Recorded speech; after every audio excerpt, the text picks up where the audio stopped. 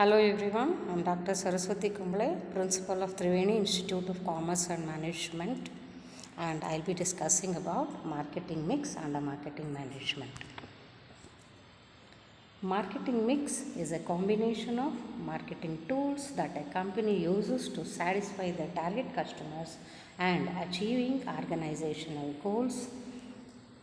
So, marketing mix tools are used to satisfy the existing customers and to achieve the organizational goals such as profit maximization, business expansion, increase in market share, and the survival objectives. Marketing tools are classified under four broad categories. They are product, price, place, promotion. Collectively, these are called as 4 P's of marketing mix. Recently, 3 more categories are added to these 4 P's. They are process, people, and physical evidence. So, we call them as 7 P's of marketing mix collectively. Coming to the price and importance of price. Price is the value that is put to a product or service, and it is the result of a complex set of calculations, research and understanding, and risk taking ability of the company. So, deciding the price for a product or service is not a simple task to a company. It requires complex calculations, market research and understanding, and the risk taking ability of the company. According to Philip Kotler, price is the only element in marketing mix that creates sales revenue. All other elements are cost. Coming to the importance of price is the most flexible marketing mix variable. It is flexible in nature.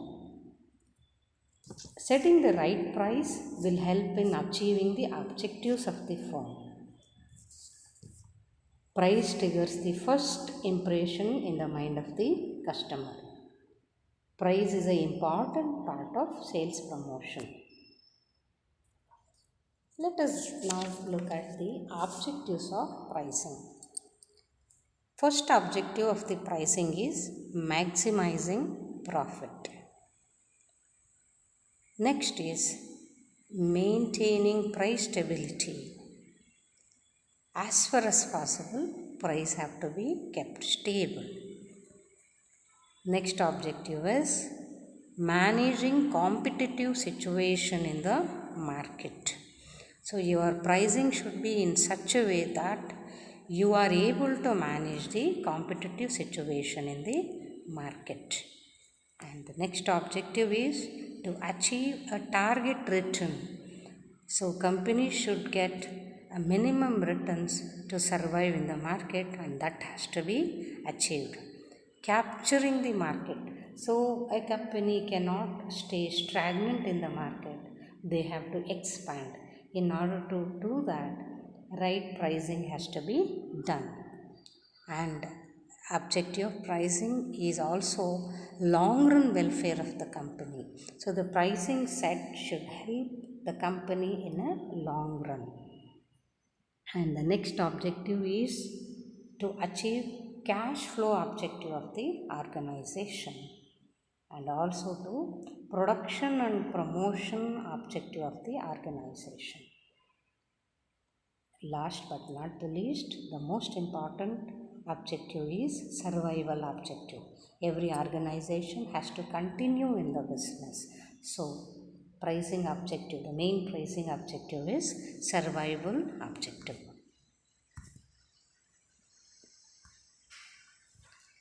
Coming to the factors influencing pricing decision. Broadly, we will classify the factors influencing pricing decision into 2 categories: internal factors and external factors. First, let us see which are the internal factors influence pricing decision. Number 1, corporate and marketing objective of the firm. Every organization has mission statement and vision statement. So mission statement clearly discusses what is the objective of the existence of the company. Let me take example of a pharmaceutical company. A pharmaceutical company may be producing several goods, and some of them may be generic medicines, some of them may be life-saving medicines. So if the corporate objective of the company is to help the society, so they might set only the cost price or even the cost price to the life saving drugs, and for generic drugs they may keep more profit. So like that, so internal factor such as corporate and marketing objective is the first internal factor which will influence pricing decision. Next, the image sought by the firm through pricing. Image sought by the firm through pricing. So, looking at the price, most of the time people decide the quality of the product. If I want to build an image in the mind of the customer saying the product or service that I am giving is of superior quality, some of them will look at setting high price. So, that is another internal factor which will affect pricing decision. The third point is the basic characteristics of the product. Very important. The attributes and characteristics of the product will decide the price. So, a low quality product cannot be priced too high, then it will be a failure. Next, stage of product of the product life cycle. Every product goes through a life cycle just like how a human being goes through a life cycle. A product gets introduced, it will grow, it will mature, it will attain saturation, and it will decline. So, at which position the product is when you are making your pricing decision?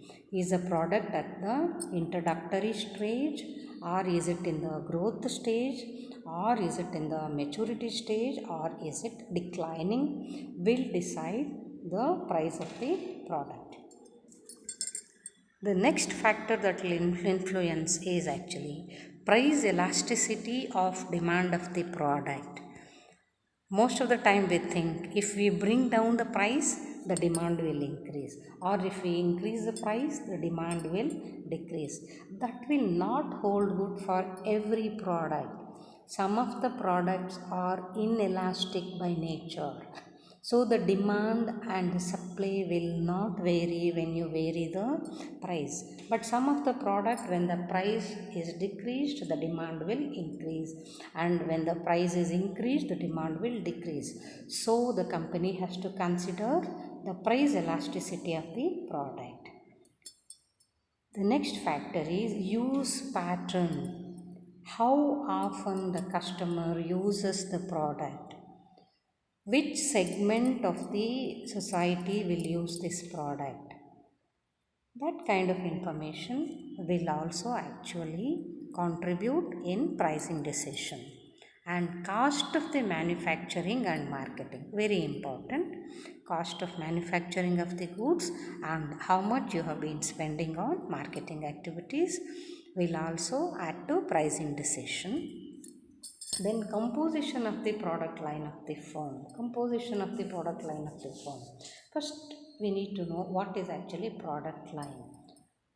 Product line is number of products which are prepared or manufactured to satisfy similar needs of the customer. Similar needs of the customer.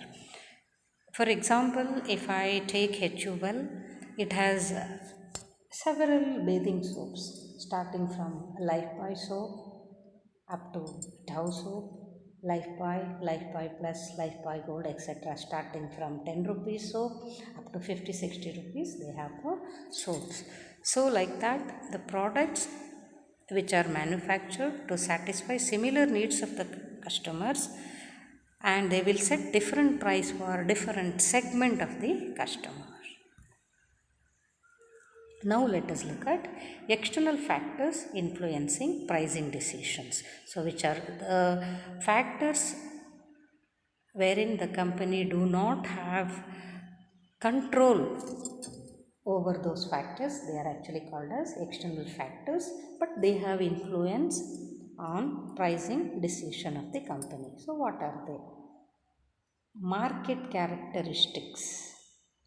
What are market characteristics? Market characteristics such as the region, market segment, economic situation, etc.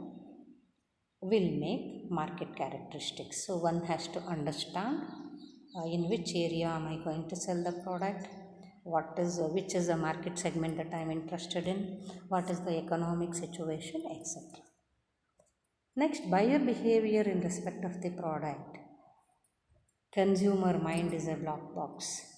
It is very difficult for a company to understand what is in the mind of the customer, but still understanding it is very important in setting the price. So buying behavior has to be understood. The next factor is extent of bargaining power of major customers.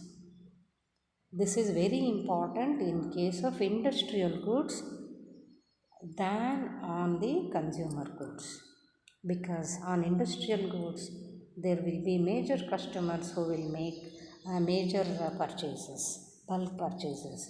So what is their bargaining power will also add to the pricing decision. Then competitors pricing policy, very important, because you have to go with the market price as well. What is the competitors pricing policy? You have to understand, you have to follow. So and you do not have any influence on the pricing policy of your competitor. Okay, so next one is government controls, regulations or pressure on pricing. Sometimes government interference will be there in deciding on the prices, so that is also an uncontrollable factor or external factors in deciding the pricing. And other relevant legal aspects such as the tax, etc. So these are all the external factors affecting the price decision of the company. Now let us look at types of pricing. What are the different types of pricing we see in marketing? First is cost plus price. The simplest type of pricing is cost plus price. If I have spent rupees X in producing and marketing a particular product, if I am expecting rupees Y as the profit, so the price of the product is going to be X plus Y, which is equal to rupees Z. So that is the simplest type of pricing. Next we have creaming or skimming price. Creaming or skimming price. This creaming or skimming price is actually high price strategy. So during the beginning of product life cycle, when the product is getting introduced in the market, at the introduction stage itself, the company will be setting high price, and that is called creaming or skimming price. Why a company decides to set high price in the beginning? The main reason for that would be product may have small life cycle. Take for example electronic goods. Electronic goods has small life cycle. Innovations will come into the market very quickly and the products will get outdated very quickly. But there is a lot of money spent on research and development by the company. They have to actually get back all the money they have invested in research and development and producing the products quickly. In such a situation, company will use skimming or creaming price. Next we have limit pricing. Limit pricing is set by monopolist to discourage economic entry into the market. That means if a company wants to establish monopoly in the market indirectly if somebody want to establish monopoly in the market, they will go to limit pricing. They set a price which is very competitive, in which case no other entrants will be able to offer similar product or service at such low price. So this is called limit pricing. Then we have loss leader.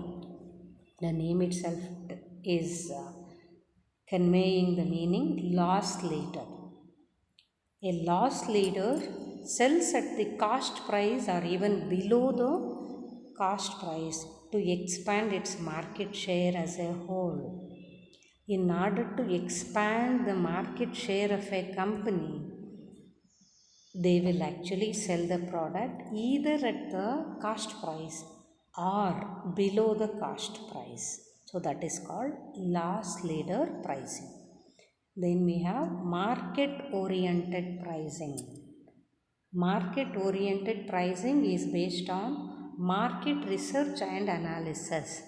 So the marketer will understand who are all the competitors in the market, what are their pricing strategy, what is the price at which they are selling similar products, and what is the price that the customer is ready to pay for similar product or service. Based on that, the marketer will set the price. That we call it as market oriented pricing. Then we have penetration pricing. Penetration pricing is low price.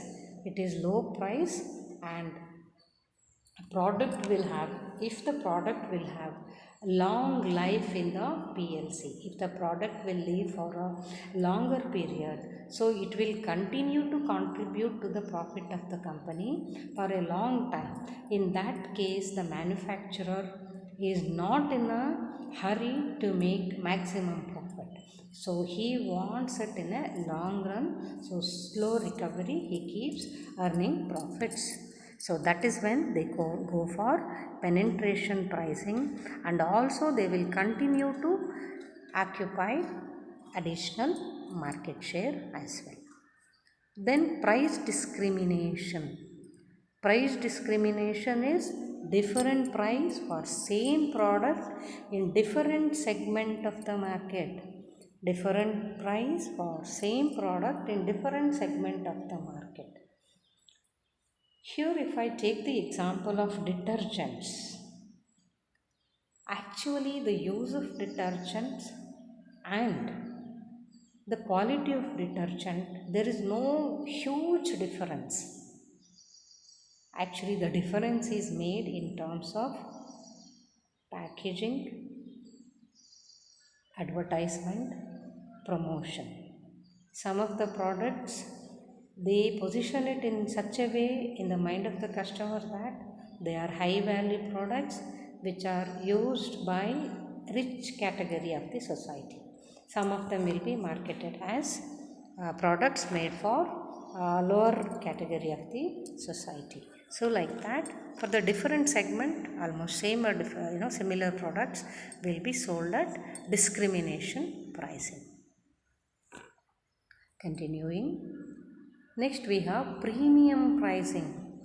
Premium pricing, it's artificially high price.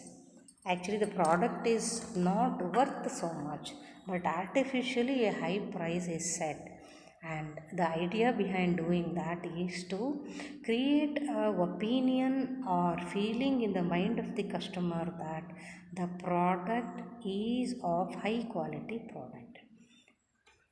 The next type of pricing is predatory pricing. Predatory pricing is aggressive pricing to drive out competition. Aggressive pricing to drive out competition. So you set such a low price that other competitors will not be able to offer the product at your price, and even if they try to do that, they will close down their business quickly and go. So this pricing, we call it as predatory pricing. Then we have contribution margin based pricing. Contribution margin based pricing. So you will expect a particular percentage of profit to the profitability of the company by every product. So based on that you will decide contribution margin based pricing. Next we have psychological pricing. Psychological pricing is done basically to create a positive psychological effect in the mind of the consumer while they are buying the product. For example, most of the time we see Bata pricing. It will be priced as say rupees 99.95 instead of writing it as 100 rupees. So when you reduce few paisas or 1 rupee, the psychological effect in the mind of the customer is it's a low price for a high quality good. So this we call it as psychological pricing. Then we have dynamic pricing. Dynamic pricing is flexible pricing generally adopted in online based companies. Generally adopted in online based companies. So the prices keep changing, discounts keep changing. So it's dynamic in nature. Next we have price leadership. So you will set a price in such a way that other competitors in the market should try to follow your price. That means you are offering best quality product or service at the lowest price possible. At the lowest price possible. So that type of pricing we call it as price leadership. Then we have target pricing. Target pricing. When the company wants to achieve particular return on investment, so a targeted earning is expected by the company, so it is called as target pricing. Then we have absorption pricing. Absorption pricing is similar to cost plus pricing, so which includes fixed cost and variable cost. So if we have spent rupees X, which includes both fixed and variable cost, and if we expect rupees Y as the profit, so X plus Y is equal to Z is going to be your pricing. So that's why I said this is similar to cost plus pricing. Okay. Then we have high low pricing. Prices are set high, but through promotion and discounts, so it is sold at low price. Most of the time when discount sales are going on, we look at what is the discount that I am going to get. So a customer feels happy if a product with a tag of say rupees 1000, if that is sold at 700 rupees or 600 rupees, he will be more than happy to buy. So that way a company will set high price, but actually it will be selling it at low price on discount sales. Okay. Then we have premium decoy pricing. If an organization artificially sets high price to a product in order to promote the sale of a low priced product. Supposing a company manufactures multiple products which are for satisfying similar needs of the customer, and if they want to push the sale of a low priced product, they will set the other product at a very high price. So the customer will automatically make a comparison and then they will go ahead and buy the low priced product. So this strategy we call it as premium decoy pricing. Then we have value based pricing. Value based pricing, they sell at customer perceived value. For every product, customer will have a calculation in his own mind what will be the value for that product. So the marketer tried to understand what is the value for the product in the mind of the customer. Based on that, the pricing is done. So we call that pricing as value based pricing. Then we have pay what you want.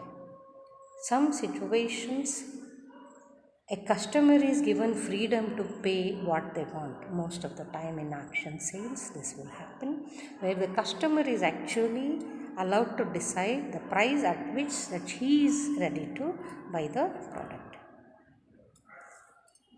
Next we have freemium pricing. Freemium pricing, that is offering a product or service free of cost.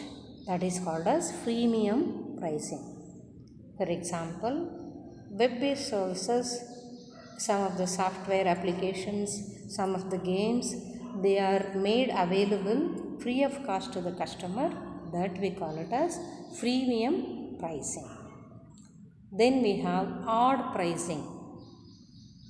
The prices whose last digits are odd numbers. For example, rupees 9.99. They are all odd numbers. So, then when it ends with an odd number, we call it as odd pricing. Then we have markup pricing. Markup pricing. Difference between cost of production and selling of a product and the market selling price. The difference between cost of production and selling of a product and the market selling price, we call it as markup pricing. Then we have target return pricing. Target return pricing is calculated as total desired profit divided by expected level of sales. Total desired profit divided by expected level of sales will give you the target return pricing. Then going rate pricing. Going rate pricing is charge average price of what the competitors are charging. What the competitors are charging, you will also follow the same strategy and follow similar pricing. That we call it as going rate pricing. So, these are all some of the types of pricing which are used by companies. Thank you, everybody.